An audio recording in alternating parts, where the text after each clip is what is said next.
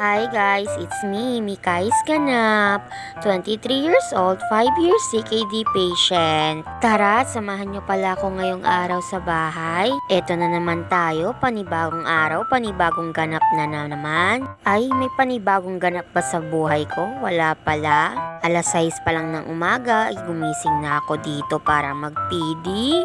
As usual, sa mga ganitong oras ay antok na antok pa talaga ako.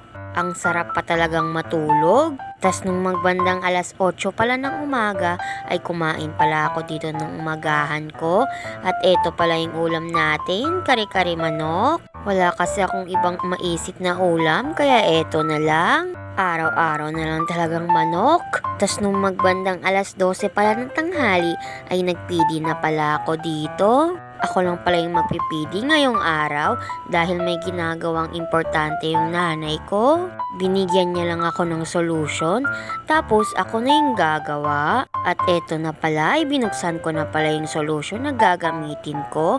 Kulay yellow pala yung gagamitin natin ngayon dahil second exchange ko pa naman ngayong araw. Alam nyo na kung ano ito? Dito pala natin i-drain yung sa loob ng tiyan natin. At ayun, kinuha ko na din dito yung gagamitin natin. Yung organizer baka mo.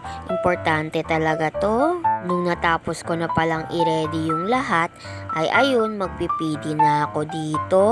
Kitang-kita sa mukha ko na sobrang nabibigatan ako sa solution. Ikaw ba naman, more than 2 kilos yung timbang niya? Pero bago natin hawakan yung PD catheter natin, ay mag-alcohol muna tayo dito. Ganito pala yung PD cut ko, sandamakmak na tape.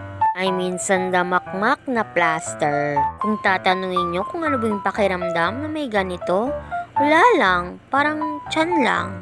Parang normal lang, ganun. Kaya di ko abot yung sabitan ng solution. Eto at hinawakan ko na lang.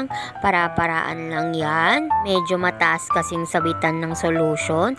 Tapos masakit pa yung mga paa ko. At nung magbandang alas 2 pala ng hapon, eto binilhan pala ako ng kapatid ko, ihaw. Siyempre, minsanan lang naman kainin. Kaya eto, kumain tayo dito ng isaw. Sobrang anghang talaga ng sauce nila.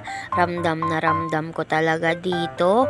Kahit maanghang siya, pero masarap. Siyempre, dahil favorite ko din ng hotdog, kakain din ako neto. Tas nung magbandang alas 6 na pala ng gabi, ay nagpili na ulit ako dito.